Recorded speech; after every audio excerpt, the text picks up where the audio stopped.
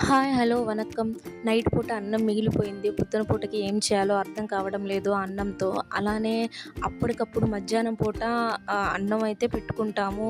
కానీ ఏం చేయాలో వంట ఏం లెవ్వు ఇంట్లో కూరలు అన్నప్పుడు ఇది చేసుకోండి. ముందుగా అయితే స్టవ్ ఆన్ చేసి ఒక ప్యాన్ పెట్టుకోండి. ఆ ప్యాన్‌లో ఆయిల్ వేసుకొని ఒక 3 టేబుల్ స్పూన్స్ తిరగమాత గింజలు వేసుకొని, ఆ తిరగమాత గింజలు చిటపటలాడిన తర్వాత కొంచెం ఇంగు వేసుకోండి.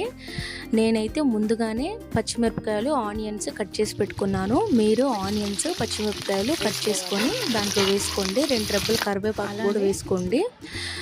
అలానే కొంచెం ఒక చిటికెడు టర్మరిక్ పౌడర్ కూడా యాడ్ చేయండి. మరీ ఎక్కువైతే యాడ్ చేయొద్దు. అలా యాడ్ చేసిన తర్వాత మనం కొంచెం సేపు ఒక 3 మినిట్స్ వేయిస్తూ ఉండాలి.